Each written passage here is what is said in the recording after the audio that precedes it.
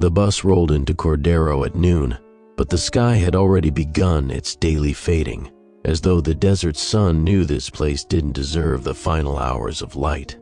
I stepped onto glittering asphalt that smelled of creosote and hot steel and wondered why I'd ever agreed to meet my brother here. I was broke, sure, but freelance photojournalists don't usually hunt ghost stories. Then again, Isaac never called unless he was in trouble, and the last message he left me had been a single shaky voicemail. Come quick, it's choosing people. No one keeps their shadow. I think it picked me. The town itself felt unfinished. Low stucco storefronts lined a forgotten state highway, their windows dusty and hard-edged against the glare. I crossed Main Street and felt my soul stick for a heartbeat to Targon soft, like the pavement itself wanted to hold me back. Overhead, a battered string of paper lanterns sagged between two power poles, leftovers from some festival long canceled, but none of that struck me as odd compared to the shadows, or rather, the lack of them. Cars sat sun-bleached and bright, but their tires cast no arcs on the pavement. A wrought iron sign above the only diner shimmered without a single line of gray beneath its letters. The light was sharp as broken glass, yet landed everywhere evenly, as if poured from every direction at once. I swallowed hard, fumbling for my phone's camera. No shadows meant no contrast. The scene looked flat, almost overexposed through the lens. Still, I snapped a picture of my own arm stretched out in the sun and felt a jolt of nausea when the preview showed nothing behind it but empty brightness. My shadow simply wasn't there. Inside the diner, a box fan churned warm air that smelled like scorched coffee. A skinny cook in a grease-blotched apron wiped the counter, never looking up. Only 2 booths were occupied. At one sat an elderly couple staring at untouched pie. At the other, a figure in a highway patrol uniform nursed a glass of melted ice. Their faces shared the same drawn, haunted blankness I'd seen in disaster zones, but worse. This was resignation, not shock. I slid onto a stool. "I'm looking for Isaac Alvarez," I said. My voice sounded too loud, like it was scraping the walls. Tall guy, mechanic's coveralls. Lives on the edge of town. The cook's hand slowed. He mouthed something, lips trembling, but no words came out. He set the rag down, backing away as though I'd asked to borrow a lung. The patrol officer cleared his throat. "Miss, you kin?" "His sister." The man's eyes flicked to the windows, where sunlight glittered against a glass so fiercely it was almost a mirror. "Haven't seen him since the power blinked 2 nights back. He's not at the garage, and nobody's going near his trailer now." "Why?" The officer lifted his glass. The ice clinked like bones. "Because that's where it first let itself be seen clean." Backlit by his porch light, Isaac tried taking a picture. Phone fried on the spot. From the corner booth, the elderly woman whispered, "When it stands between you and the light, nothing else keeps its shadow, not even the ground." Her husband clutched her hand so tight his knuckles blanched. I felt sweat crawl down my back despite the fan. Isaac had left that porch light on for me, the one landmark in a desert so wide it erased its own edges. After renting a rusted pickup, I drove north along a tract of gravel that the GPS claimed didn't exist. Sagebrush clattered against the bumper, heat ripples danced on the horizon. Halfway there, the sun dipped behind the barest ridge, and for a moment the world looked normal again. The truck's shape cast a dusky smear beside me. Relief flooded my chest until the smear twitched. It should have synchronized with every bounce of the suspension, but as the truck rattled, the shadow moved too smoothly, gliding along the ground like spilled oil. Then, for one impossible second, it straightened up, tall, narrow, distinctly human, and turned toward the passenger window. I jerked the wheel, heart jackhammering, and the illusion collapsed back into a rough patch of dust. I forced myself to keep driving, chanting under my breath that fear was a chemical, terror a trick of neurons. But deep down I knew the rule Isaac had left unspoken. When your shadow starts acting strange, the choosing has begun. His trailer sat in a bowl of cracked earth, porch bulb flickering weakly. No other lights for miles. I braked hard, engine ticking in the sudden stillness.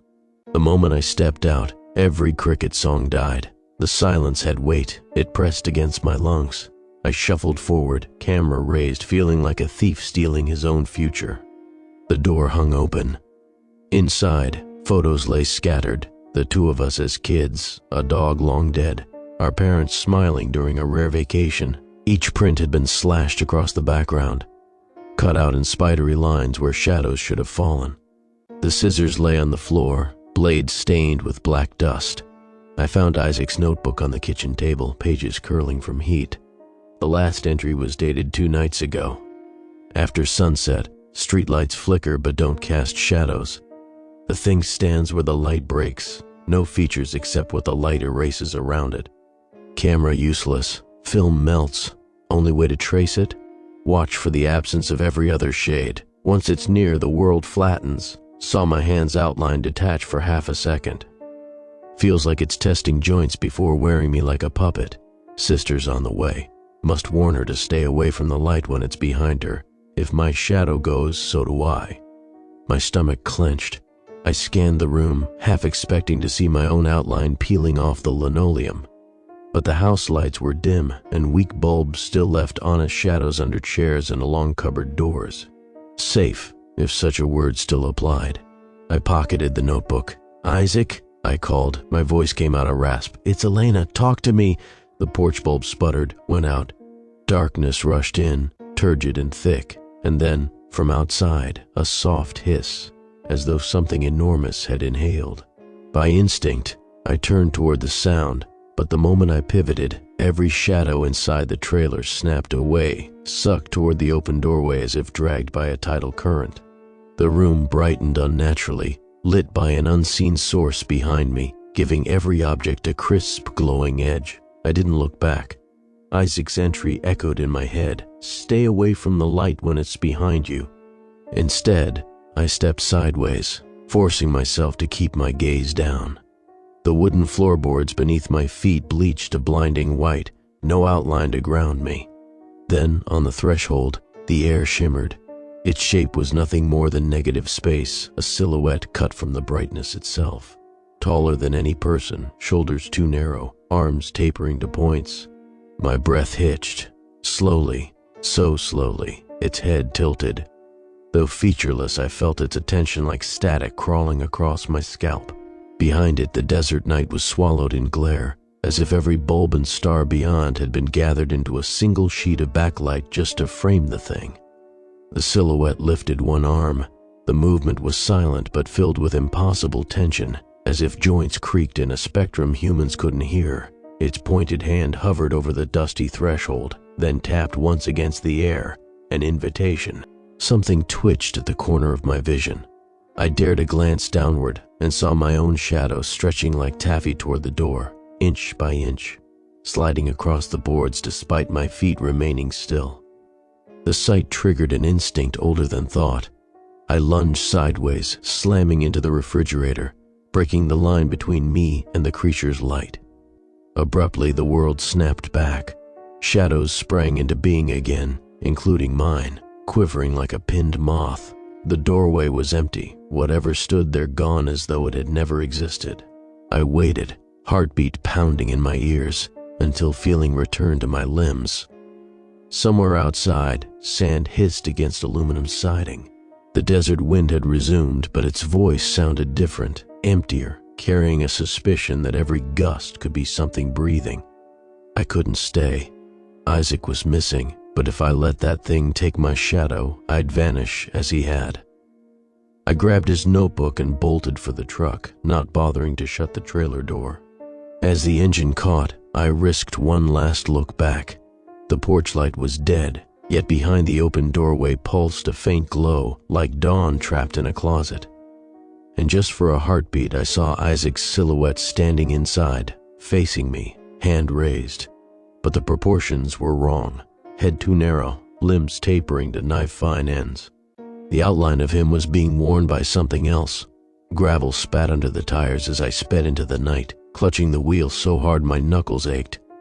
The road ahead lay black, and the truck's headlights should have thrown long twin cones. They didn't. The beams lit the sand directly, but there were no shadows left or right, no sign of relief from the flattening glow that clung to me like sweat. My shadow trembled on the dashboard, dragged ever so slightly backward, as though jealous of what waited behind. I drove faster, chasing some imagined horizon where daybreak might reset the rules, praying the sun would rise before the silhouette reached across the distance between us and claimed the last shape it needed to complete itself. The highway split the desert like an unhealed scar, but the farther I drove, the less certain I was that it went anywhere at all. My phone lost service minutes outside Isaac's trailer. The blue dot on the cracked screen twitched, then froze, then vanished, as though the map itself had given up. I pushed the rental to 70, then 80, engine whining through heat-soaked air, praying momentum alone would outrun whatever stalked the rearview. But the night kept flattening under my headlights. No depth, no gradations of gray, just bleached earth and scrub that looked spray-painted onto a backdrop. White-knuckled, I risked a glance in the mirror.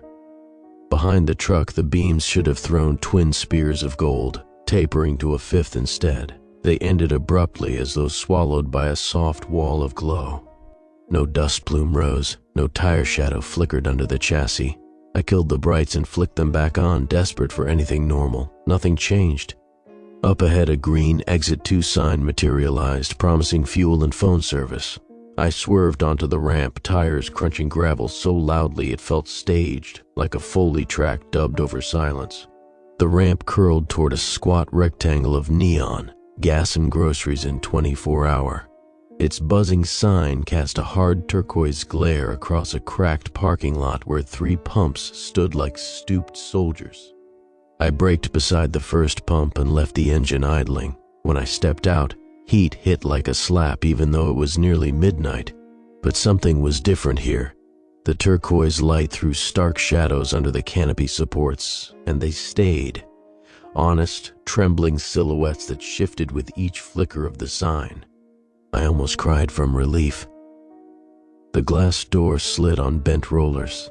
Inside, rows of metal shelves gleamed beneath humming fluorescence, and the air smelled of citrus cleaner and stale popcorn. A teenager sat behind the counter, feet propped on a milk crate, scrolling a cracked tablet that bled blue light over her brown hands. She wore a red vest with a stitched name tag, Carmen, and earbuds dangled like wilted antennae.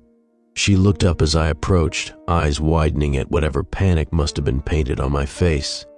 I caught my reflection in a security convex. Instinct made me check if I still had one, and flinched. My shadow clung to the linoleum next to my sneaker tips, but its ankles were stretched, smearing backward in a subtle pull, like salt water tugging at seaweed. "Pumps prepaid," Carmen said, voice steady but tight. 12 gallons max. Generators kick out if we pull more. I swallowed. The fluorescent tubes buzzed, sounding dangerously like static. "I need a phone that works. Cell service is dead." Her gaze flicked past me, toward windows that looked blank under the turquoise glow. Landlines fried too. "Lightning hit the pole Monday. You came from Cordero, right?" I nodded. She chewed her lip. "You notice anything off?" "No shadows," I said. Her shoulders slumped. "Thought so. They started disappearing around sunset all week. Boss can't keep employees past dark now. Everyone's holed up with candles." In the corner sat a battered television balanced on soda crates. It played a local news loop muted, the ticker crawling with yesterday's headlines. A crisp photo of Cordero's mayor flashed, then went white, silhouette burned out like overexposed film. Carmen drew a shaky breath. "I heard the story secondhand, but folks say the first time that thing appeared was at a movie shoot outside town. They wanted a perfect desert dusk scene, so they packed the horizon with 6-kilowatt arc lamps, blew every bird off its roost.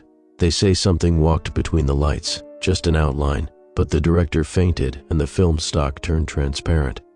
Ever since, if you light the desert wrong, it..." She trailed off, eyes shining damp.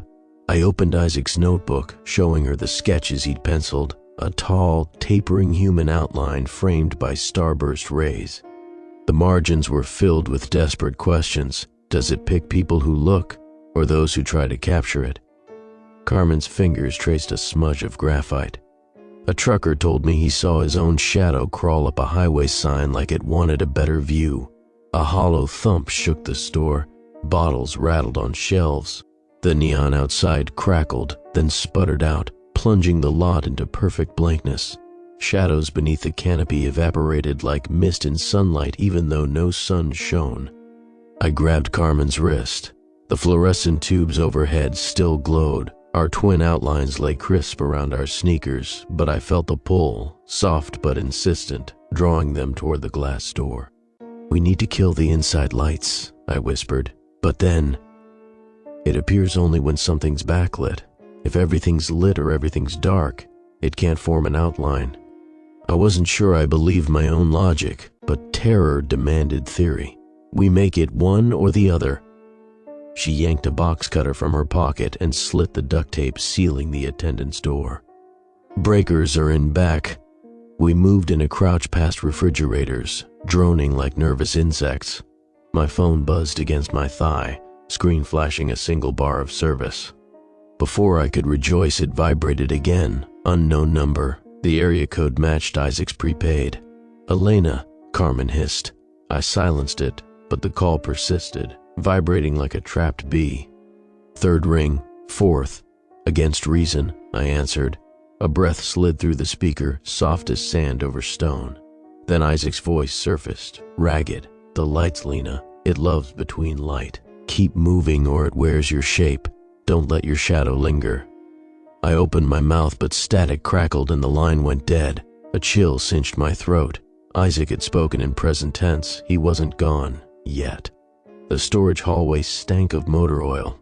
I found the breaker panel and flipped every switch. Darkness slammed down like a lid, smothering even the green exit signs. Carmen whimpered but followed my grip down the row of snack aisles until we reached the counter. Outside, the canopy strobed to life again, turquoise glow bathing the lot. Silhouettes of pumps reappeared, sharp and certain. "You see it?" she whispered. I searched beyond the glass, scanning for an absence within the glow. Nothing, but all the desert beyond the island of light was a wall of black. No stars. No moon, only perfect negative space. "Maybe we're clear." My voice cracked. "Grab supplies. We'll wait till sunrise." She handed me a flashlight.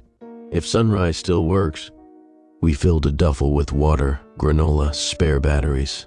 My plan, such as it was, involved driving north to a decommissioned weather station Carmen mentioned. Its floodlights had been gutted years ago, leaving only a steel tower and miles of darkness. If full dark negated the creature, maybe we could hole up until we figured out how to reclaim Isaac, or at least how to keep my own outline tethered. The store's emergency lamps clicked, casting sickly cones along the floor. Shadows returned, hazy but intact. My own hugged my boots like a frightened animal.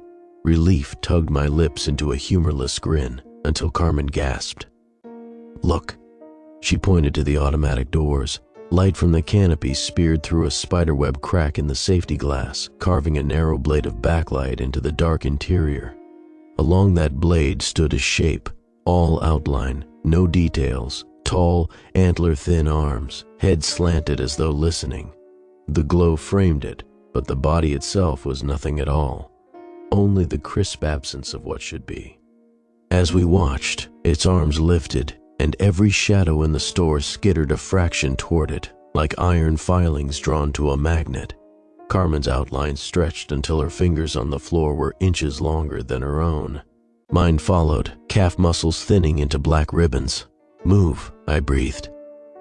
We backed deeper into the storage hall. The duffel thumped my thigh, water bottles sloshing.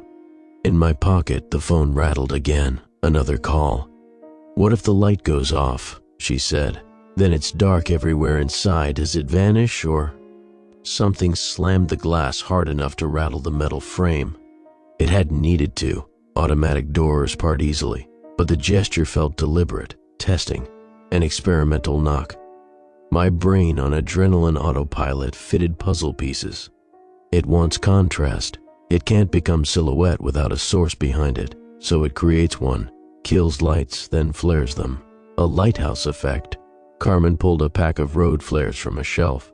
"Then we give it too much." She struck one. Magnesium hissed alive, flooding the hallway with blistering scarlet. Instantly, our shadows doubled in size, but so did everything else's, every shelf and mop and dangling exit sign. It was overexposed chaos, lines crossing lines until nothing made coherent outline. The shape at the doorway dissolved, profile breaking apart under the tide of clashing silhouettes. We sprinted, Carmen waving the flare like a sword, carving frenzy into the dark. Aisles turned into blinking negative reels. Somewhere glass shattered, the creature trying to snuff contrast, but the flare's roar drowned the neon, drowning even the emergency lamps. We burst through the back exit into warm night. The flare spat sparks across dust, painting the alley in hell light. Beyond its radius, the world seemed to hold its breath. "Truck," I panted. "Go!" We dove into the cab, flare gripped outside the window. I floored it, tires screaming as we fishtailed onto the county road. Carmen tossed the dying flare out. It arced like a comet and burst in the dirt, leaving a smear of red. For 10 miles we saw no sign of the thing, but I refused to slow. My dashboard clock ticked 12:47 a.m., 2 hours until astronomical dawn. My eyelids sandpapered with fatigue, but every time they fluttered, I saw Isaac's notebook. If my shadow goes, so do I. Carmen finally spoke, voice small. "Do you think your brother's alive?" "As long as he still has human shape," I said. "We'll get him before it wears him completely. You don't even know where it keeps them." A dark shape loomed ahead, the weather station tower, skeletal against the star-punched sky. Relief washed me, here, at last, true darkness. The tower's windows were smashed, metal shutters rusted shut, no power to betray us with a backlight. I parked under its shadow, an honest shadow, and killed the engine. Silence settled thick, broken only by wind hissing through sage. For the first time since Cordero, the sand smelled like sand, not ozone. Carmen unbuckled, pressing a flashlight to her chest. "If the thing appears, it'll need a light behind it. We stay inside the tower, no light sources, no silhouettes." I nodded, but dread clung like grit under the eyelids, because every creature, no matter how adapted, needed to rest somewhere, a lair. And what habitat better for something that fed on outline than the one place in the desert where shadows went to die? An ancient dry lakebed, mirror flat, pounded by moonlight so direct it could turn sand to glass. The exact spot where an abandoned film set once pumped megawatts of arc light into the night. The coordinates were scribbled in Isaac's last entry, next to a single sentence: "If I go missing, follow the absence." I reached to switch off the dome light, but paused. My shadow on the ceiling sagged a little downward, pulling toward the windshield like a droplet of ink. Carmen's did the same. Neither of us moved. I didn't breathe as the tower's bones creaked outside. Somewhere behind us, down the road, something huge and weightless stepped into the starlight. No glow framed it, only the emptiness where every other shadow should have been. Without backlight, it couldn't yet resolve, but the desert itself felt its outline, bending starlight, smothering depth. Carmen gripped my hand. "Total darkness," she whispered. "Now." We killed the flashlights and pressed our backs to the truck seat, praying that in a world without contrast, the hunter that lived only in silhouette might forget we existed, just long enough for dawn to decide whose outlines belonged to whom. Wind scoured the empty steel ribs of the tower, a hollow breathing that rose and fell until it synced with our pulse. We sat motionless in the truck's cab, lights off, windows cracked only enough to keep glass from fogging.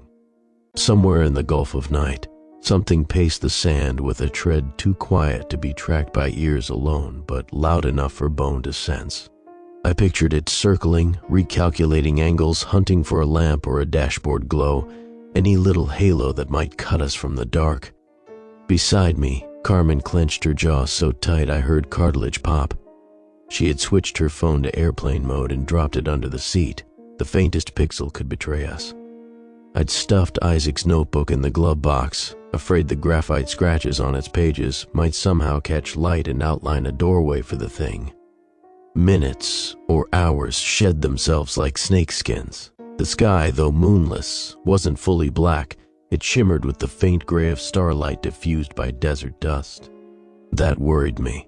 If a single headlamp could backlight the creature, what about a billion suns scattered across space? Each star might stitch a faint rim of silver where its body could bloom. I lifted my wrist slowly and blocked the sky with my palm. My silhouette should have obscured the constellations, but nothing changed. The stars kept showing right through. The creature was using the heavens themselves as its flood house, an infinite studio lighting rig.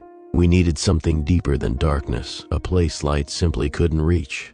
Carmen must have felt the same unspoken dread. She slid a topographical map from the glove box and spread it over the steering wheel. Her finger traced a depression 10 miles west, an abandoned gypsum pit nicknamed Hollowvale.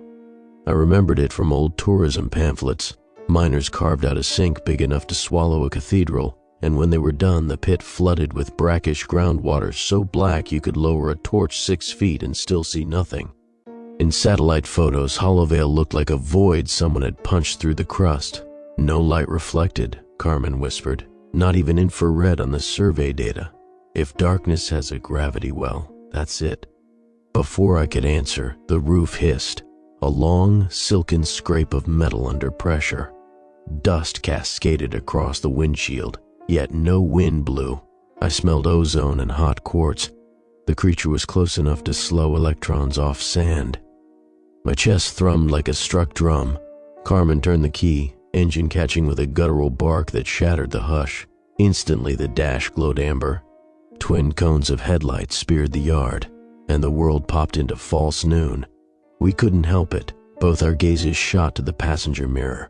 Nothing stood there, but every structure cast a perfect shadow except the truck itself. Its outline ended 6 inches from the tires like a sandblasted fossil. I slammed the gear into reverse.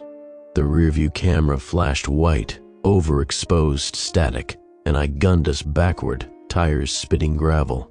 The tower's latticework twisted in the headlights, each beam throwing sharp black stripes except one, a gap where no crossbar lay, yet a strip of black remained, floating midair. The silhouette of an arm, impossibly long, lifted from that gap and reached across the beams, blotting lines that weren't anywhere near its physical range. The sight sliced every rational thread in my mind. I spun the wheel and stomped the gas. The truck pitched forward, crushing sagebrush as we vaulted onto the basin floor. Night became a strobing corridor of high beams and dust. Carmen loaded a flare gun from the glove box, angling it out the open window. Her first shot arced over the truck and detonated in a roaring magnesium bloom. Behind us, the basin glared as bright as noon. Every Joshua tree projected monstrous serpentine outlines. Within that chaos, I glimpsed the creature, not as a single shape, but as a wound in geometry. Wherever its outline appeared, the shadows of other objects kinked and bent, forced to orbit its negative mass. It didn't lunge or sprint, it simply stepped, and the desert telescoped under its feet as if distance were a hinge it could fold. The flare's glare faded. Darkness swallowed the basin, and for a heartbeat we outran appraisal. Accelerating toward Hollowvale, I scanned the dash, 63 miles per hour, coolant spiking, fuel quarter full. Each tremor of the chassis made the glove box rattle. Isaac's notebook thumped like a trapped bird. I remembered a line I'd skimmed but never processed. Shadows aren't absence. They're anchors. When you lose yours, the earth stops voting to keep you here. Isaac was trying to pin himself down, maybe by flooding rooms with overlapping silhouettes so the creature couldn't isolate his alone. If we could do that at Hollowvale, drop our own anchors into waters so blank no light could fish them up, maybe we'd drag Isaac back across the threshold it had pulled him through. 5 miles out, the landscape canted downward. Gypsum dust drifted in drifts, muffling the tires. The engine lugged we'd entered the sink. My pulse pounded the same slow cadence the sea gives before a riptide. Carmen killed the headlights, letting momentum carry us until gloom replaced scenery. The truck's dome light flickered. As we bounced over pits, I slapped it off. Now we navigated by a glow stick Carmen snapped, chemical light too soft for outlines, leaking only green haze. Behind us, stars winked out row by row, as though a titan's hand were placing a sheet of black glass between heaven and pit.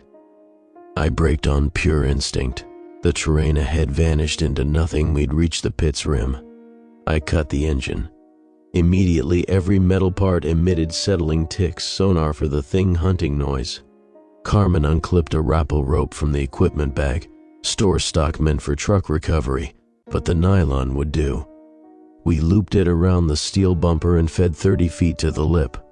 The pit exhaled cold mineral breath that stank of gypsum and rusted ore, but it was black, so black my pupils ached trying to parse shape. Perfect. One at a time we descended, boots grinding chalky grit. The further we went, the more oppressive the dark became. Sound dampened, thoughts seemed to lose syntax. When Carmen's boots touched the water, there was no splash, only a viscous plunk, as if the liquid refused to announce intrusion. I followed, shin deep in fluid colder than ice melt.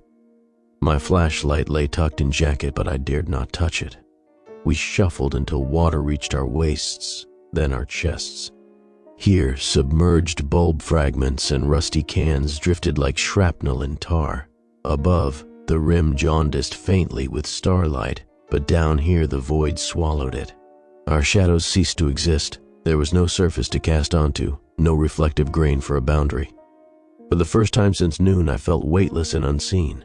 Something rippled, not in the water ahead, but in space behind our eyes, a tremor where nerve endings reported a discrepancy. Carmen grabbed my arm. "Do you hear that?" she murmured. I strained and picked up a vibration, deeper than bass, like two monoliths grinding together miles away. The sound climbed my spine and settled against my jaw in a jitter that wasn't quite rhythm. Water lapped, though no wind reached this depth. Then a shape emerged from the bank directly across, only I saw it first in reverse, the absence where stars should shimmer on ripples. It didn't need backlight anymore. The universe's faint glow, even filtered through a mile of dust, bled just enough to halo its shoulders. I fought the urge to flick the flashlight. Any contrast would crystallize it. Instead, I sank until water covered my chin. Carmen followed, nostrils flaring. The thing stepped onto the liquid as if it were linoleum. No waves formed. Where its feet fell, the water clarified, reflecting a silhouette of stars, sky trapped under glass. My heart almost seized. That reflectance wasn't the real sky. It mirrored only the area behind the creature, an upside-down vault emblazoned by constellations I didn't recognize. It was carrying its own night, a private cosmos stitched from prey it had harvested.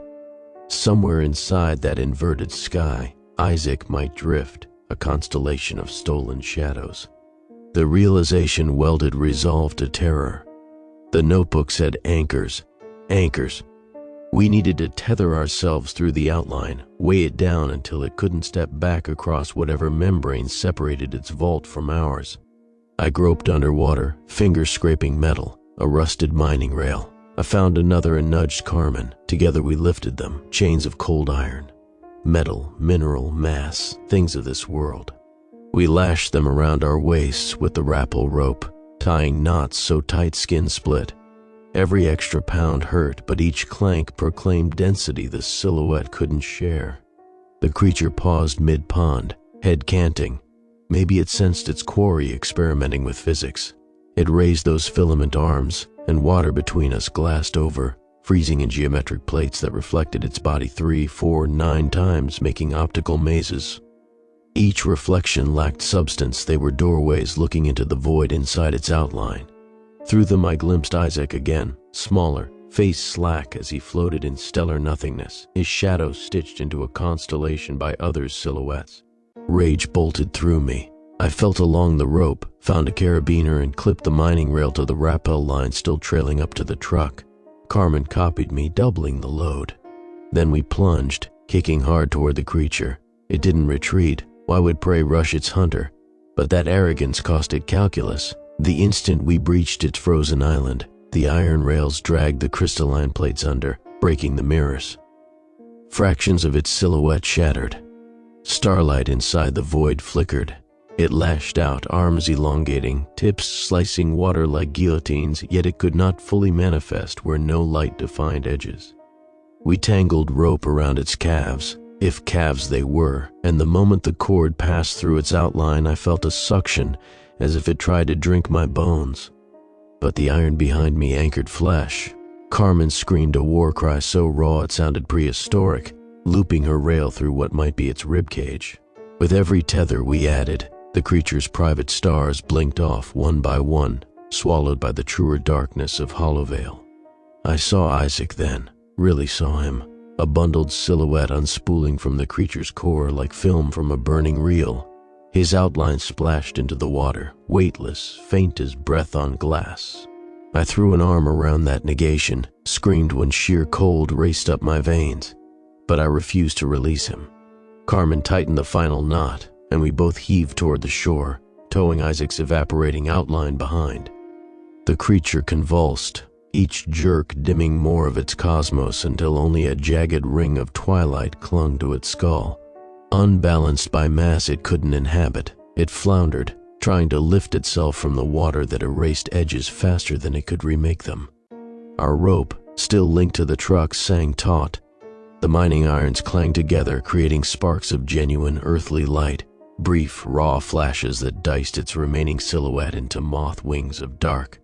We reached the bank. Isaac's outline, half luminous, adhered to my chest like ink. Carmen dragged the rope, shouting for me to haul. We clawed past chips and boulders, every step a stab of exhaustion. Behind us the creature disentangled, but its gait staggered under ballast. Even light drawn from space couldn't defeat the tyranny of weight. We crested the rim as violet seeped into the east. Dawn was sharpening knives out of rose. I collapsed beside the bumper, coughing black water. Isaac's silhouette draped over the hood, and for the first time I saw depth in it, shoulders, curls of hair, a nose I'd broken during childhood horseplay. It no longer tried to slither free. Maybe anchors worked both ways. Mass tethered him here. Below, the creature made one last ascent toward night, but dawn's blade sliced across the pit. Where sunlight struck, its outline blazed negative white, then fissured, fracturing into fine ash that the morning wind swept flat, erasing every trace but the ringing absence of its private sky. I lay under the growing light, half hoping to see my own shadow drift. It clung obediently to the dirt beneath me, short, solid, honest. Isaac's outline lay a foot away, and as the sun rose higher, it thickened, gaining gray guts, a timid declaration that form could return to vacancy if given warmth and weight and dawn's unblinking truth. Carmen knelt, pressing fingertips to the shape's chest. "We've got him, but he's still only half here," she murmured. "We need a body before the next nightfall." I stared at the pit, at the truck, at the vast desert where shadows once went to die. We had until sundown to stitch Isaac's outline back into flesh, or he'd fade when the light bled west and silhouettes reclaimed dominion. And somewhere beyond the horizon I knew, the thing that hunted in silhouette wasn't alone. Cosmos are full of stars, and every star can cast a rim. We started driving with the body between us. Not a body, an outline.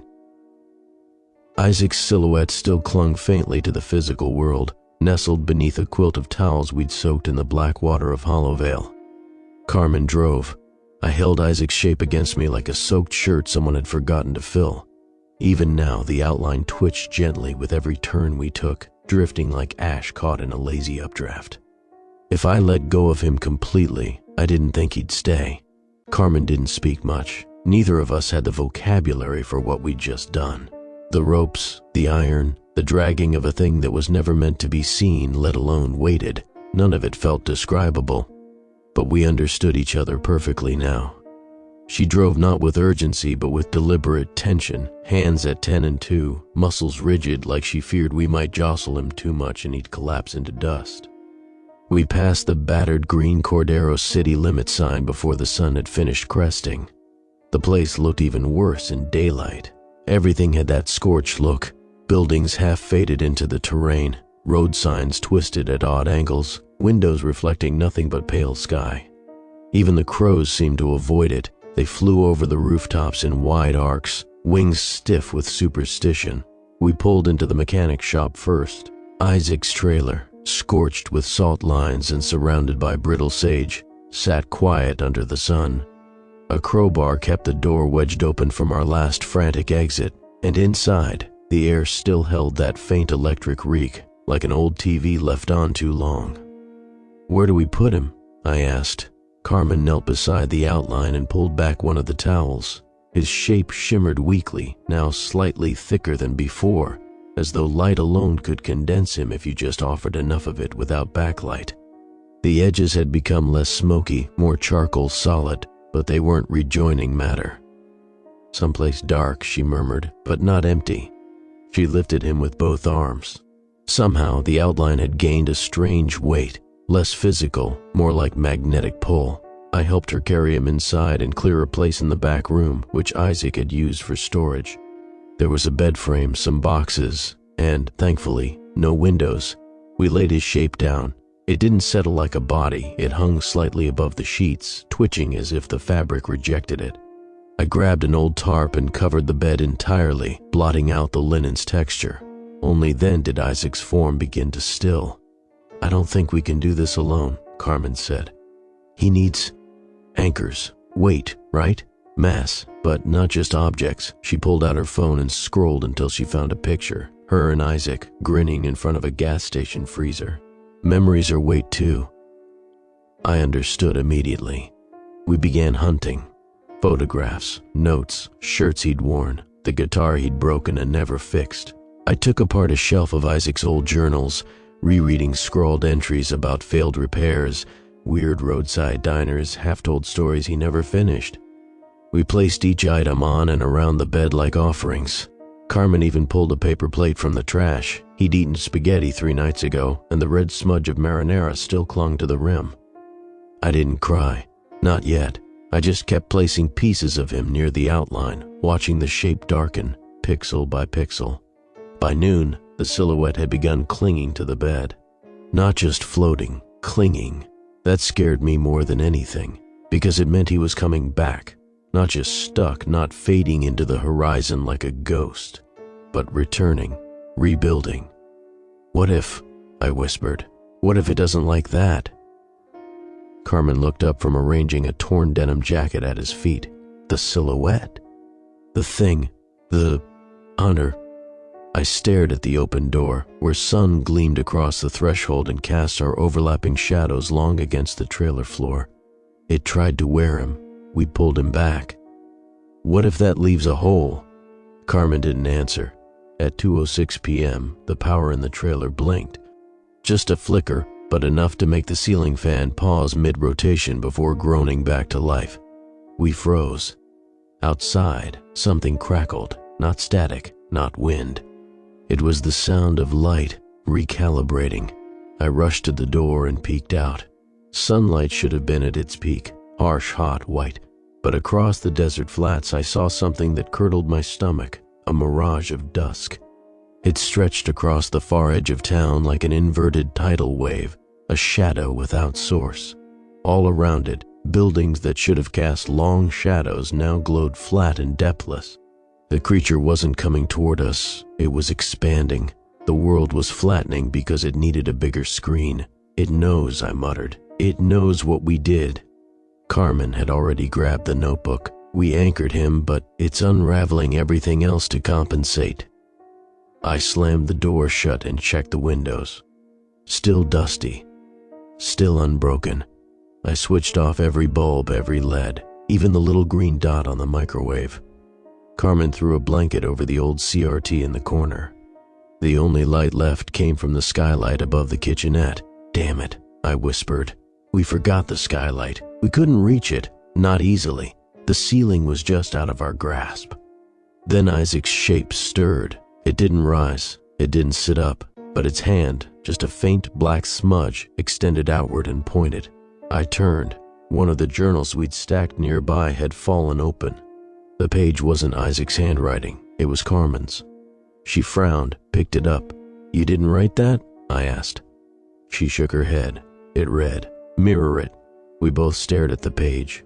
Then we understood. I yanked the wardrobe mirror off the wall, tilting it toward the skylight. Carmen held it at a 45-degree angle, bouncing the sunlight directly onto the silhouette on the bed. Not behind him, onto him. No outline formed. The light was front-lit, direct. There was no angle left for a shadow. The outline pulsed. "Isaac," I whispered. Then, barely perceptible, his outline moved, not flailing, not gasping, just a breath, a tiny curve of the chest. I pressed my ear down, no sound, but I could feel the tension of air displaced. A heartbeat. He was coming back, slowly. He just needed more time, and the thing outside knew it. The dusk wave was halfway through town now. I could see birds fleeing over rooftops, birds that didn't cast shadows. I watched one fly straight into a billboard, dazed. There was no depth perception left. The thing was stealing every shadow it could find. It was looking for a replacement. Carmen stared at the advancing edge. "You said every star can cast a rim, right?" "Yeah," I said. "Then maybe it's trying to become the sky." We didn't have long. Maybe an hour, maybe less. "I'm going to the water tower," she said. "What? No, why?" "If it wants backlight, I'll give it backlight. Too much, too strong. I'm going to blind the whole damn town." My heart hammered. "That'll get you killed. Not if you keep the mirror angled. Keep him in the light. No shadows. None. Promise me, Carmen. Promise me, Elena." I nodded. "I promise." She was out the door in seconds. I stayed behind, adjusting the mirror every 2 minutes as the sun moved. It was a desperate ballet, angling, correcting, breathing slow to avoid panicking. Isaac's shape grew denser. Arms, shoulders, the rough arc of a jaw. Still no features, but the outline clung now, fully. And then from the north the sun flared. A light exploded across the basin, too strong, too fast. Every roof glowed white. The billboard shimmered until its metal warped. Even the dust in the air seemed to catch fire. She'd done it. She'd lit the town from above, from the water tower. No shadows, nowhere for it to hide. I waited, 10 seconds, 30, a minute. Then the wall shuddered. Not from impact, from removal, as if a dimension had just been ripped away. And then I heard it, not a scream, not a growl, but a groan of fabric tearing, as something that had worn this world like a costume was peeled off. Isaac's silhouette spasmed, his fingers curled, his chest jerked. He gasped. His first breath was a wail. I caught him, arms trembling. "Elena?" he croaked. I cried for the first time since I got off the bus. He was here, not just an outline. Flesh. "Carmen," I whispered. I ran to the window. The light was fading now, retreating from the water tower. The flare was done, but Carmen was still up there, still standing, holding the spotlight lever. She turned her head, smiled at the sun. Then behind her, a blur. Not an outline, not yet, but the threat of one. It hadn't died. It had waited, in the spaces between. Carmen turned, faced it, raised both arms, and stepped backward. Into the light, and vanished. I carried my brother back into the living room like he weighed nothing at all, even though he now had flesh again, flesh and skin and shuddering breath. Isaac clung to me like someone waking from surgery, body uncooperative, muscles twitching as if his nerves didn't trust they were his. His eyes were slow to follow the world around him, but they were his eyes. Not just empty outlines, not pulled taut across a shape that didn't belong. He was here, but Carmen wasn't. We didn't see her fall. We didn't see her vanish. We just saw the last moment, her stepping backward into the light she'd created, arms raised, facing the thing as it formed in the sun's rim, and then absence. Nothing left of her, not even her shadow. I'd screamed her name until my throat went hoarse.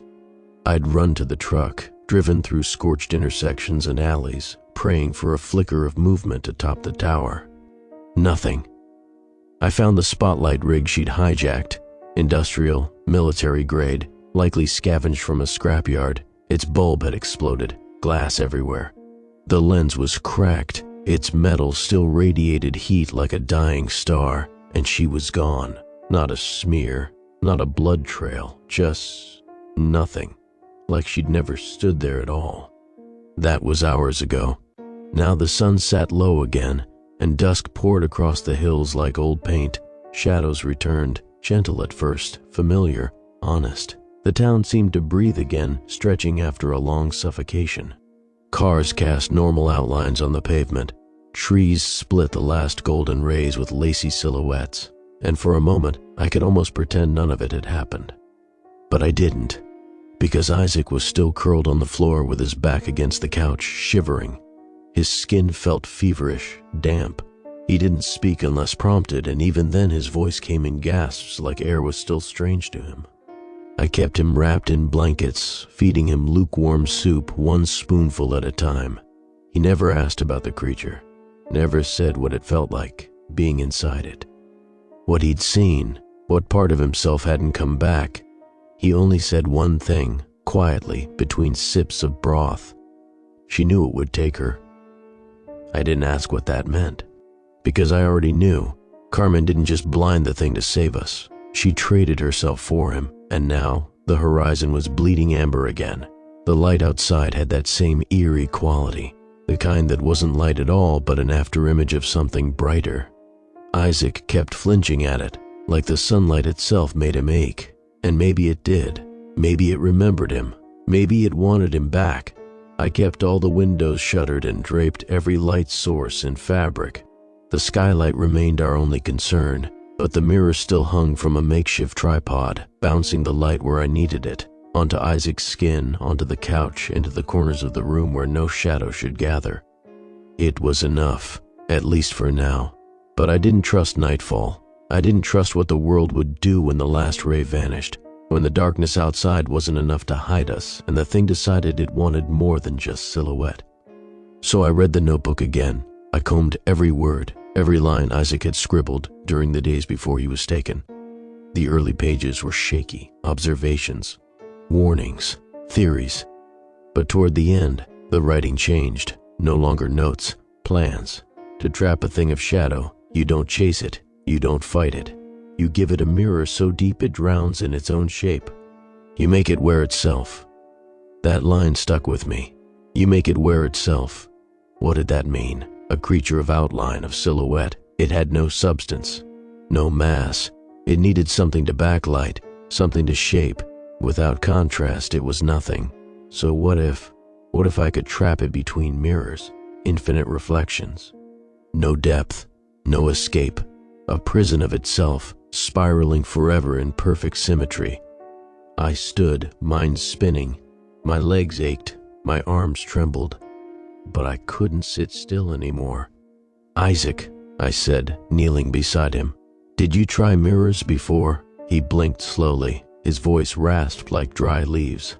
"Just once," he said. It laughed. I swallowed. "Did it break the reflection?"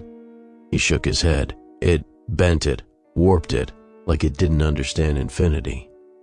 I stared into the corner of the room where Carmen had hung her cracked mirror days ago. I reached for it.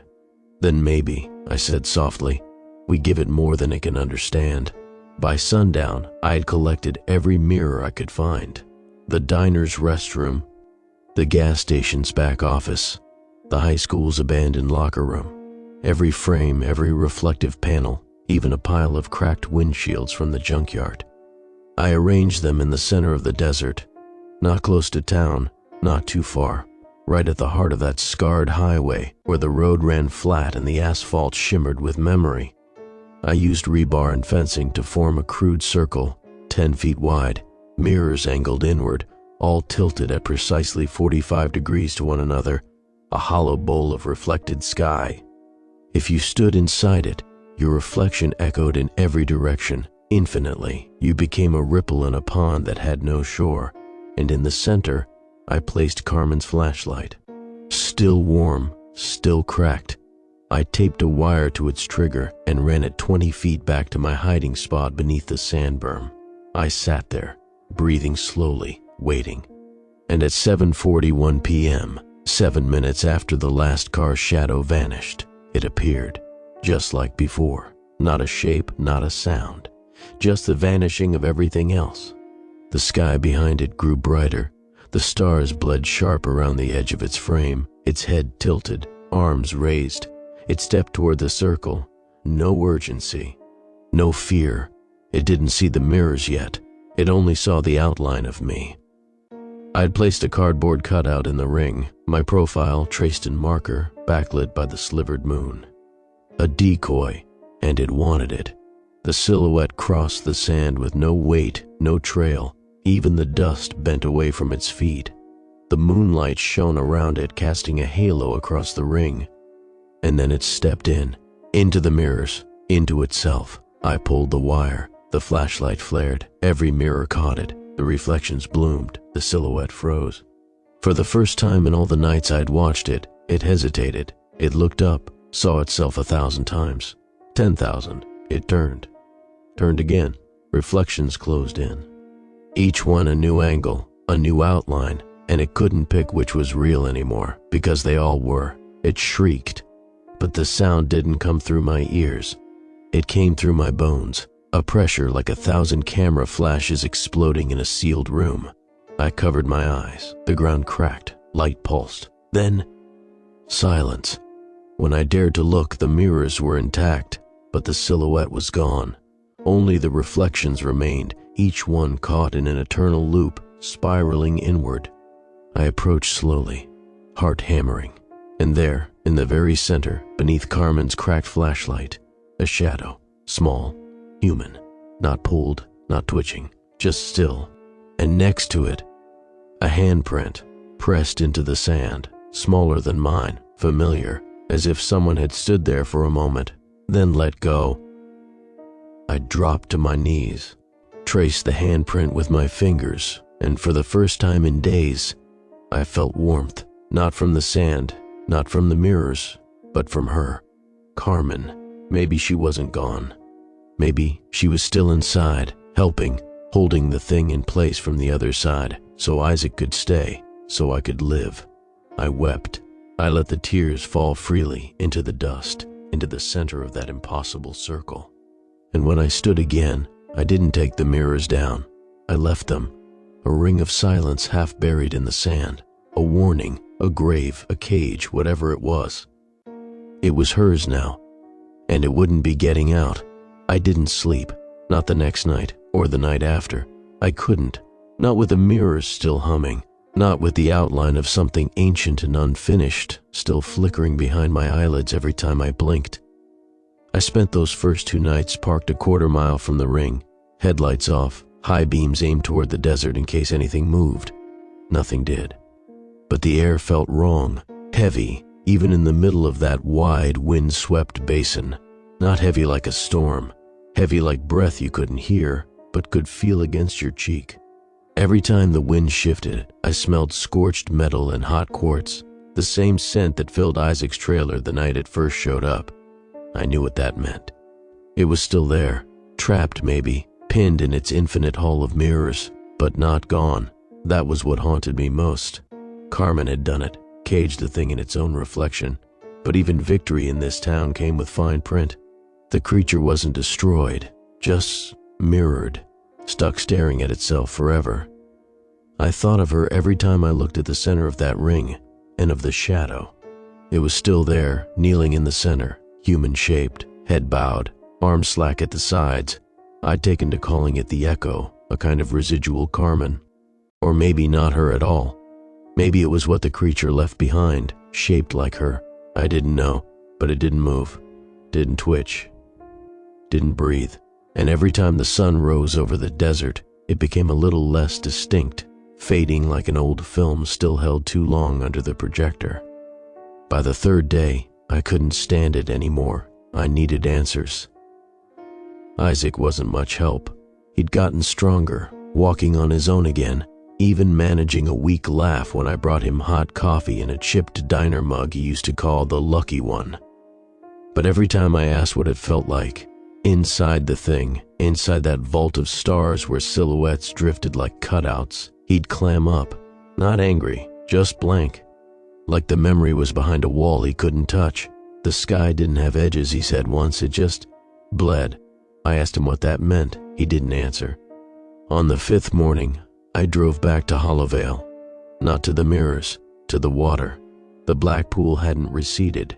If anything, it had grown, expanded outward like it was absorbing the land itself. The sand at the edge was wet now, and the rim of the basin had eroded into a gentle slope. If you stood still, you could hear it breathing. That wasn't imagination. There was rhythm to it, A sound not of wind or tide, but lungs. I threw a stone in, no ripple. It sank without a trace. I crouched at the edge, stared into the surface, and for a split second I saw a face. Not mine. It looked like Carmen, but not fully formed. No features, just the outline of her head and shoulders, suspended in that ink-black liquid, watching me.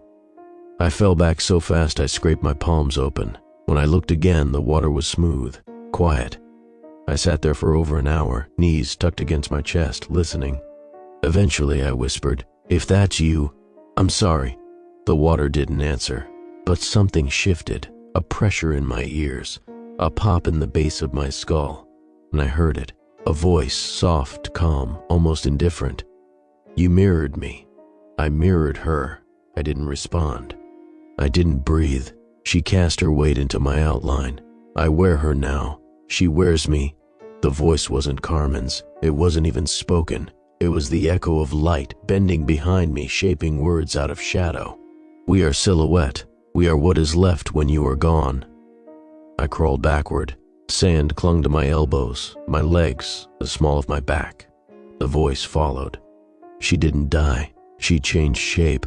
That is your gift, to change and survive." I was sobbing now, not because it hurt, but because I didn't understand, because it sounded like her. Not just words, but the spaces between them, her rhythm, her restraint, her precision. Carmen had always spoken like a fuse, slow, steady, ready to spark. "She's not you," I said. "You don't get to wear her." No answer, just silence.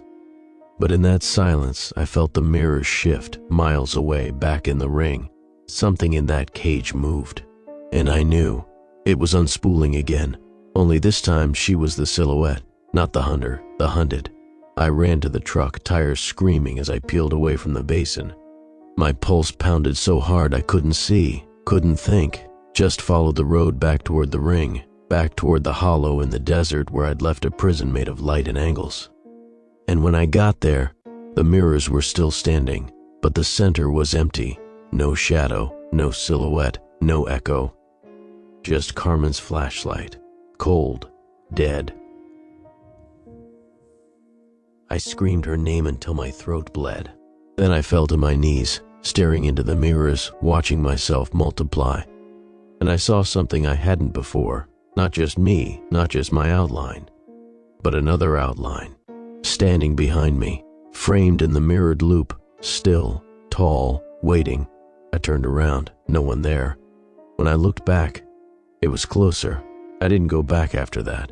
I took Isaac and left Cordero the next morning. He didn't ask questions. He just watched me drive, hands white-knuckled on the wheel, and said one word before we crossed the county line. "Gone?" I didn't know how to answer. Maybe, maybe not.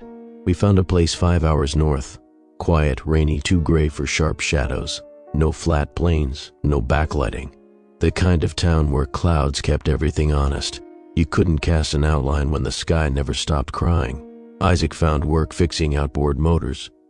I took photos for the local paper. Kids' soccer games, farmers' markets, missing pets. We lived like people who'd forgotten what fear was, who chose to forget. Most days it worked, but sometimes I still see the shape. Not in reflections, not in dreams, in photos, random ones, backgrounds, at the edge of a tree line, behind the goalpost, between 2 tents of the 4th of July carnival, a silhouette, faint, waiting, never quite framed, but always near light.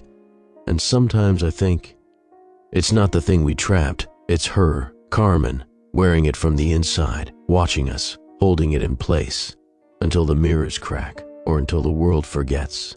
And then, who knows, maybe one day we'll stop checking for shadows, stop aligning our lights just so, stop scanning the edges of the frame. And when that day comes, she'll let it out, because she'll be tired, or gone, or finally too far from the light, and then it'll need a new outline, and who better than the one who trapped it, than the one who ran, than the one who still casts a perfect shadow? Me. I started measuring the sunlight, not in hours, not in sunrise and sunset, not even by angle or warmth. I started measuring it in depth, in contrast. in how sharp my own shadow appeared beneath me, and how fast it vanished when clouds rolled over the sky. The town we'd settled in, Greystone, was soft-edged, overcast half the year, misty streets, wet rooftops, valleys that pooled fog until noon.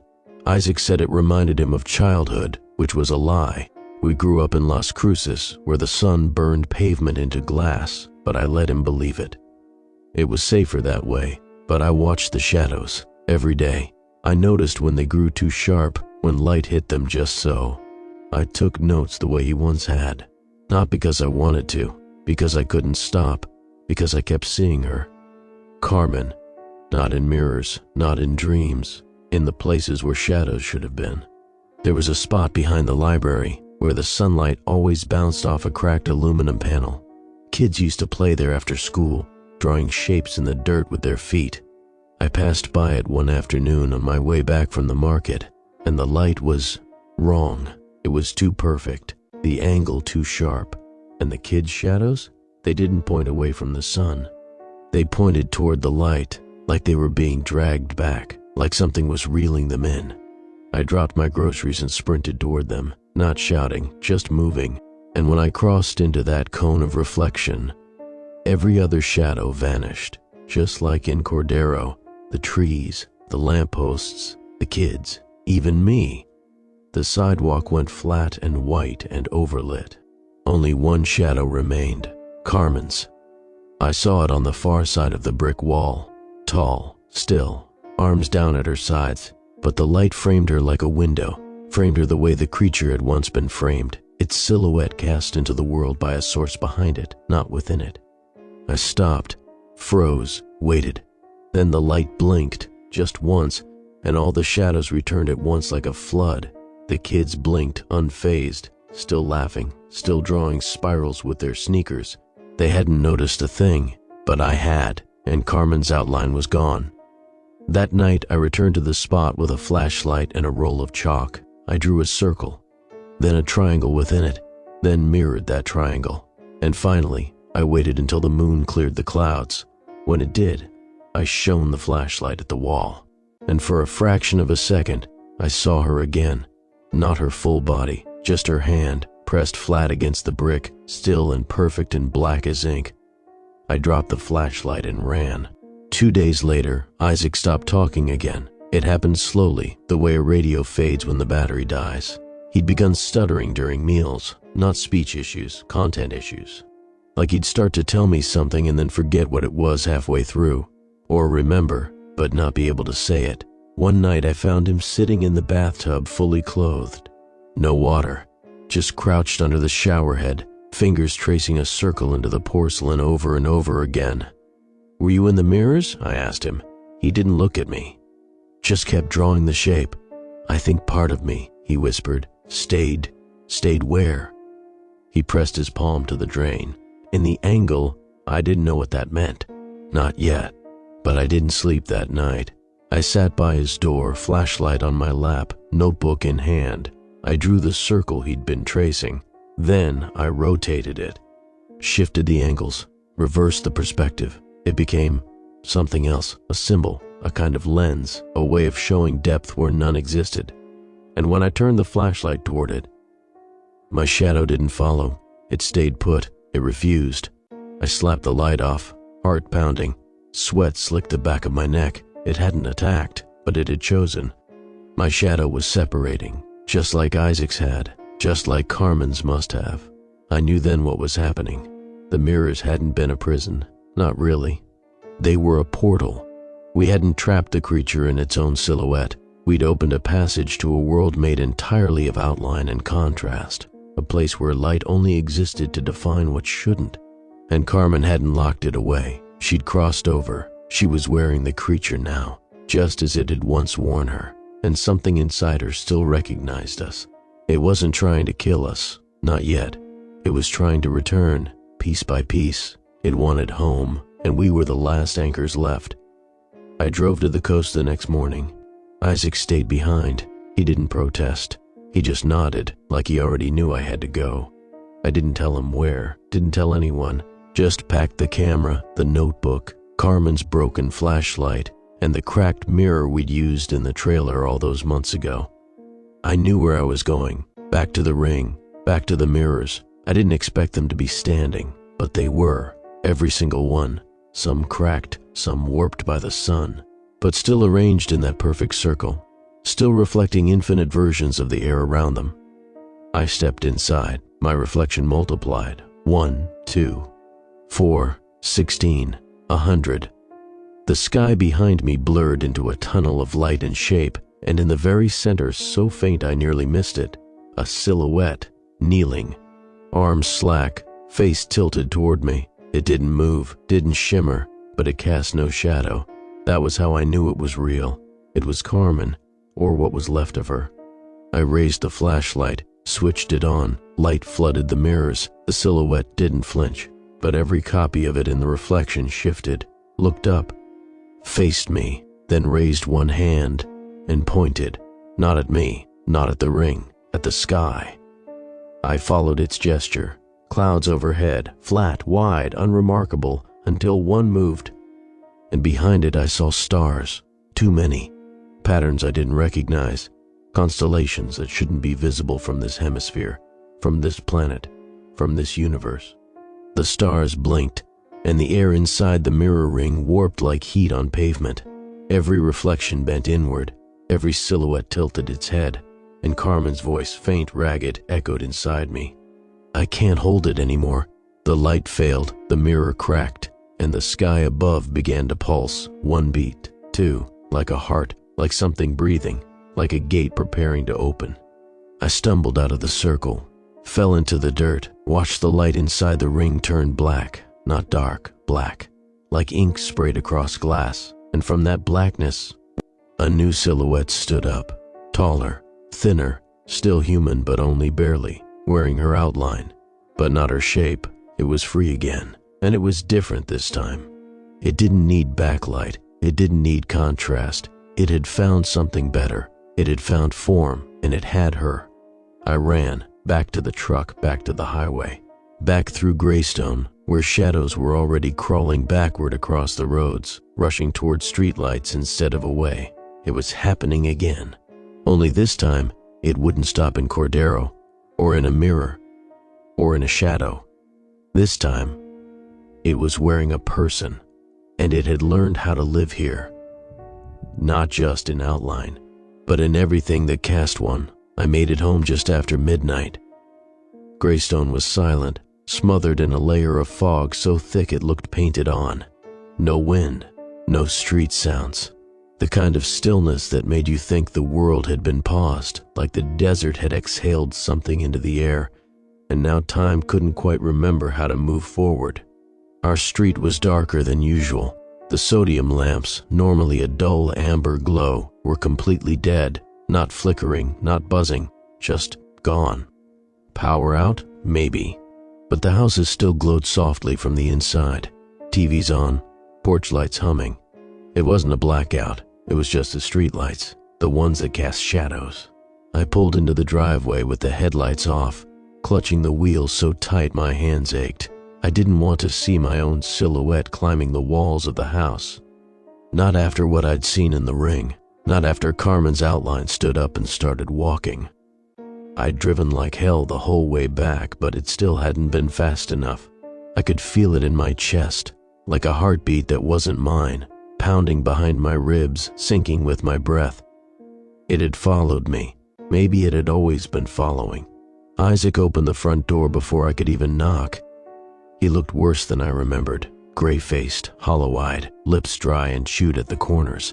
He had the look of someone who'd been holding their breath all day and only now realized they'd forgotten how to let it go. "I saw it," he whispered. "Elena. I saw her again." "Where?" I asked. He pointed past me. "Behind you." I spun, expecting, I don't know, a shadow stretching long across the street, a glimpse of movement in the trees. But there was nothing, just fog, except one patch of the fog near the curb looked wrong, not thicker, not darker, clearer. A faint shape stood there, so faint it might have been imagination, but it didn't sway, it didn't dissolve, it waited, and then the house lights behind me flared. The fog backlit it, and the shape became clearer. Carmen, at least, the shape of her silhouette, long hair, narrow shoulders, slight turn of the head. Every detail carved into black like a paper doll held up to a flashlight. I didn't move. I didn't breathe. She raised a hand, waved, just once, and vanished. Not into the fog, not into the dark. She simply flattened, like someone folded her into a page. Isaac didn't ask what had happened at the ring. Not that night, not the next. He didn't have to. The air between us was charged, like static, like friction, like if we even tried to say it out loud, the world would snap shut around us. But the signs were everywhere. Street lights kept going out, just one or two at a time, always the same pattern, bright, brief flicker. Then silence. Then the stretch of road they covered lost depth entirely. Shadows went gray and then vanished. Shapes lost contrast. Everything flattened. The mailman stopped delivering packages after he walked up to a porch and saw his own shadow detach. Said it kept walking when he stopped. Said it didn't turn around. We believed him. No one else did. The town called it the gray stone haze, blamed air quality, faulty bulbs, climate change.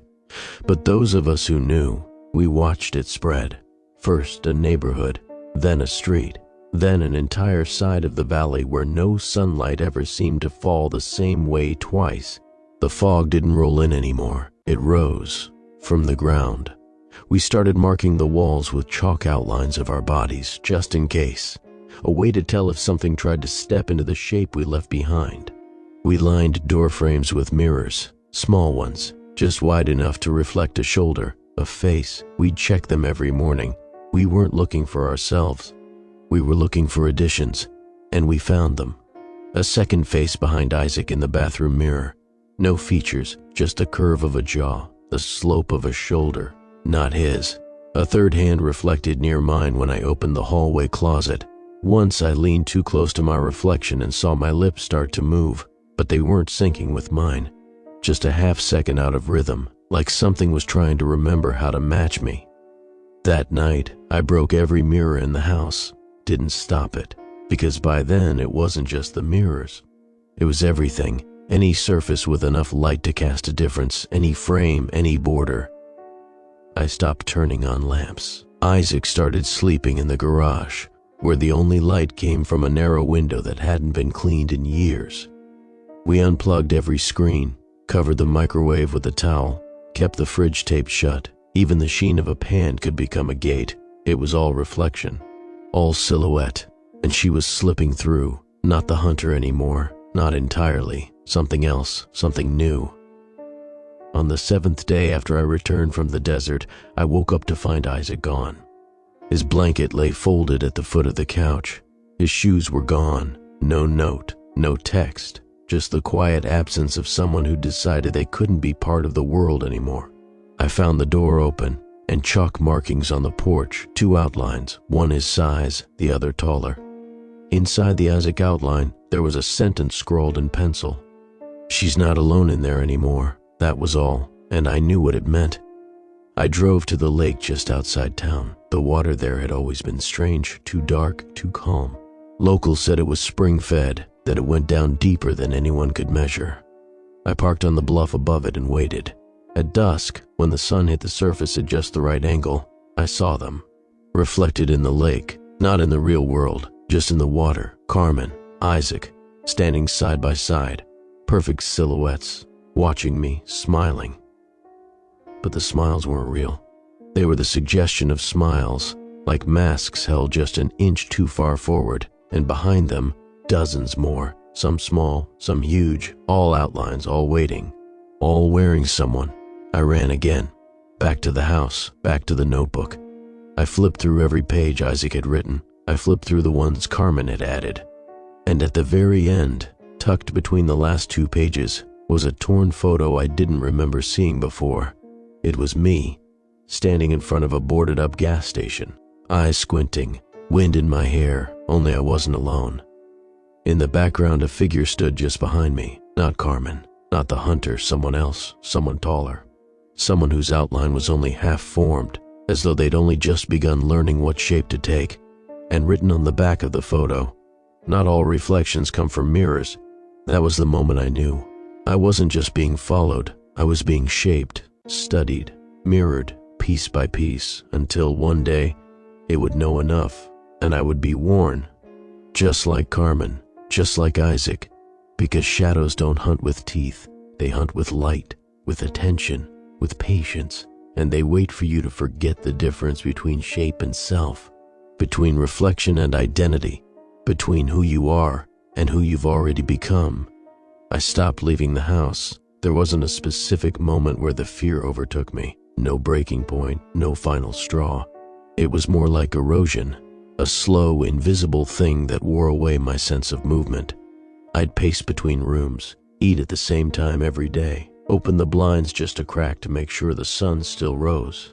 But I no longer stepped past the threshold. I didn't trust the world out there, because the world had started looking back. My shadow no longer matched me. Not exactly. Its fingers bent a little too late. Its head turned a beat after mine. At first, I convinced myself it was a trick of light, something strange with the angle from the kitchen lamp. But even in total sunlight, even when I stood stock still and stared down at the sidewalk, I'd see it lag, testing, hesitating, learning. By the second week, I started to dream in silhouette. I'd close my eyes and find myself standing in endless flat plains, the sky a dome of electric white, the ground completely without texture. My body would feel like a cutout, light behind me, always behind me, casting me forward like a stamp. And in the distance, Carmen, Isaac, 100 others, all walking, all facing away, all heading towards something I couldn't see. I tried calling out, but I didn't have a mouth in that place. I was only outline. I was only what was left. And every time I woke, my skin would be cold, my body shaking, my shadow more sluggish than the day before, a little more independent. I started testing it. I'd stand in front of a mirror, not looking at myself, but at the space between. I'd move my hand, tilt my head, watch for delay. It never reacted while I watched, but one night I blinked, just for a moment, and I saw it freeze, just a second too late. I knew then. It wasn't mine anymore. It was a mask, and something else was behind it, waiting for the right moment to try it on. It wasn't just me. I checked the local news one morning, an old analog TV with rabbit ears, the only thing that still worked. There was no signal, just static at first. Then faintly, I caught a segment from the next town over. An anchor was talking about a rash of disappearances. People walking into lakes, off rooftops, into traffic, always at dusk, always when the sun was just low enough to cast long shadows. The images blurred, cut, returned to static. When the picture flickered back in, I saw the anchor again, but now his reflection in the glass behind him moved before he did. It smiled, then caught up. Then the screen went black. That was the last time I turned the TV on. I started keeping the broken mirror with me at all times. The same one Carmen had used to redirect the skylight in Isaac's trailer. It had a spiderweb crack across the center that split my face down the middle whenever I looked at it. One eye always just slightly lower than the other. But it worked. It didn't lie. It was too fractured to fake it. Every morning I'd hold it up to my chest and check to make sure my silhouette hadn't grown taller, narrower. My fingers hadn't tapered into something inhuman. The first few days it reassured me. But then I noticed something. Every time I used it, the crack shifted. Just slightly, moved a little to the left, as if the mirror was trying to adjust to a new frame. Mine, not as it was, but as it was becoming. Then came the third week. The whispers started. Not voices exactly, more like sound pressed through a sieve. They came when I stood near windows at night, a sort of pressure in the air just behind the glass, like something exhaling from the dark. One night, I stood in the kitchen too long after sunset. I heard my name, not spoken, drawn, like breath across condensation. Elena. It came again, then again. Soft, slow, coaxing. I backed away from the window and flipped off the light. My shadow stayed on the glass, still staring out. And slowly it tilted its head, not away from me, toward me. I didn't move, couldn't move. I just whispered, What do you want?" It didn't answer. But the air in the room changed, and from the wall behind me came a second shadow. No light source, no direction, just an outline, peeling forward like a sticker lifted from glass. It didn't have a face, but it had her shape. Carmen, not as she had been, as she was now. Sharp edges, clean angles, unblinking. Her outline merged with mine just for a second, and I felt her. Cold, calm, resigned. She didn't hate what she'd become. She didn't mourn it. She simply was. She had crossed, and now it was my turn. I started writing again the next day. Not for clarity, for proof, for the next person. If someone found this journal after I was gone, I wanted them to understand what to look for, how it begins, what it means when your shadow no longer behaves, how to fight it, if that's even possible. I don't think I'll survive the month. It's not sickness, it's not trauma, it's transformation. Like I'm being replaced one cell at a time by something that knows how to move like me, sound like me, even think like me. It waits until I sleep. It studies, and one day it'll get it right. It'll step in when I'm not looking, and I'll be gone. Or not gone, just flattened. A memory trapped in outline. A shape without substance, a thing to be worn, just like her, just like him, just like the others. Because this was never about killing, never about possession. It was about wearing, becoming, inheriting.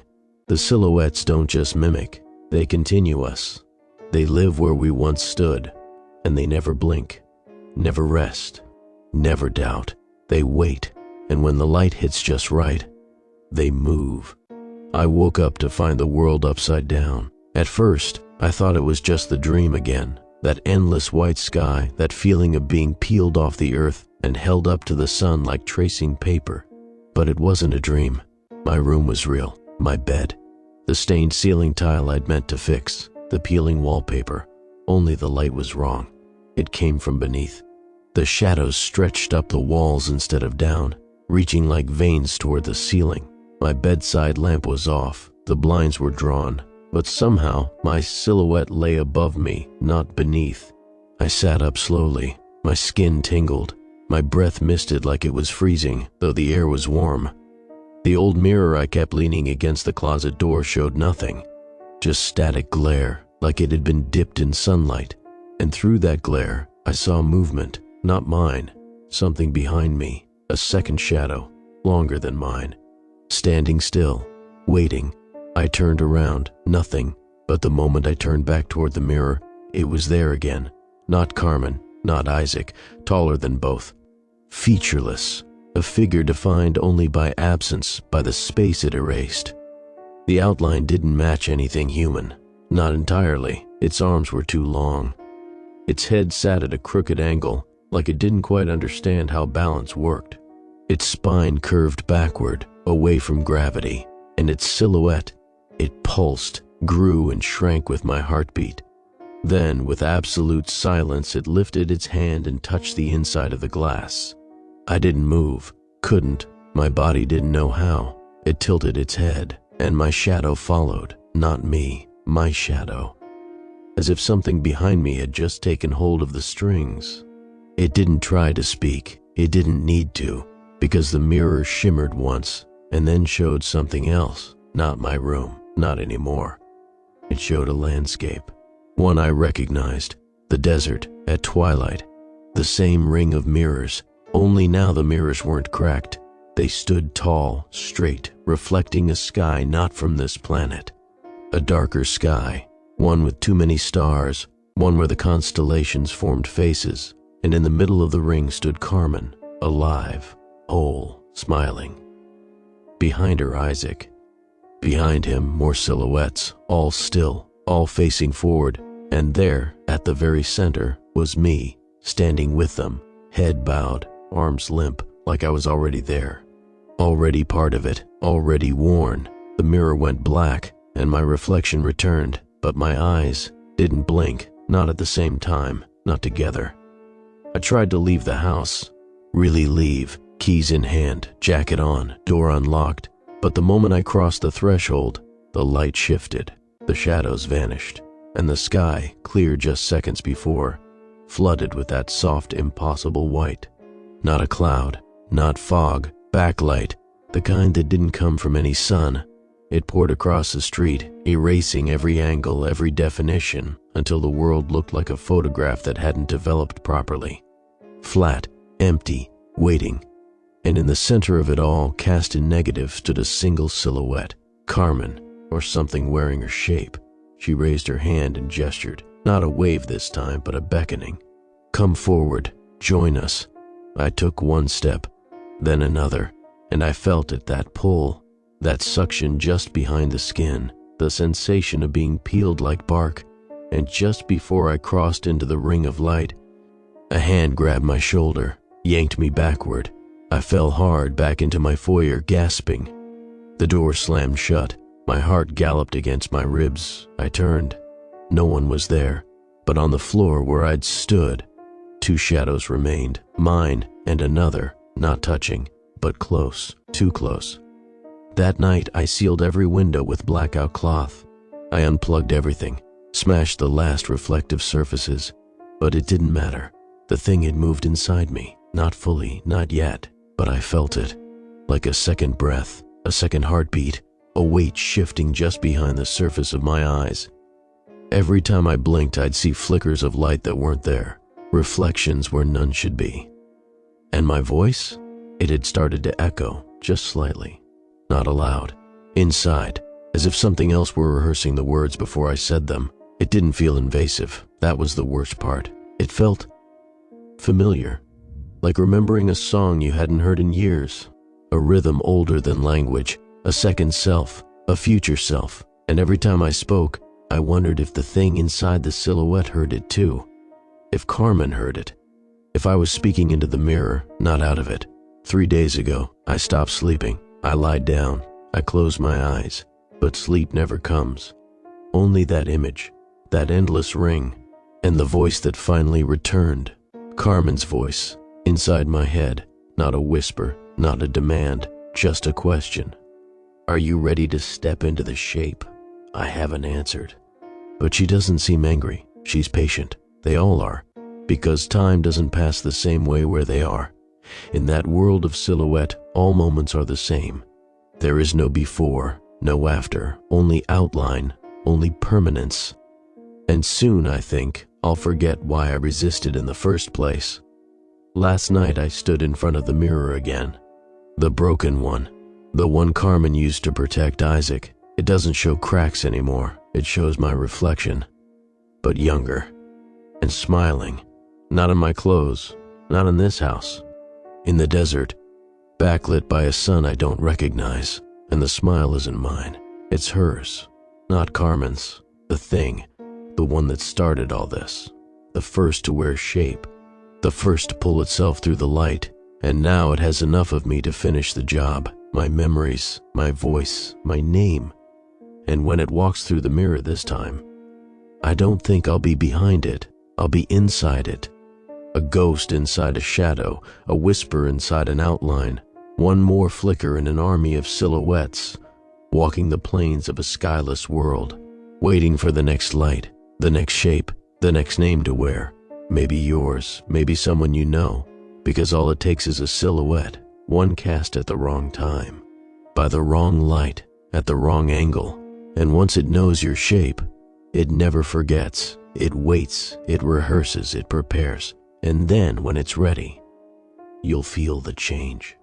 The breath you didn't take, the step your foot didn't move, the twitch in your reflection, the extra outline in a photo you don't remember taking, the feeling that something just walked out of your skin, turned around, and wore it like a coat. And by the time you notice, it's already walking your life. It's already blinking your eyes. It's already smiling at your friends. And you're just the thing that hunts in silhouette now. The shadow left behind, the shape looking for a body. Just like it did, just like I did. And maybe, if the light hits just right, you'll find someone. And when you do, you'll wear them, just for a while, just long enough to feel real again. And then, you'll leave their shadow behind, just like me, just like her, just like all of us. We are the outlines. We are the shape that waits. And now that you've seen us, now that you've read these words, now that you've imagined our form, you've given us the only thing we needed. Contrast. We'll be seeing you soon. The light's already behind you. Turn around.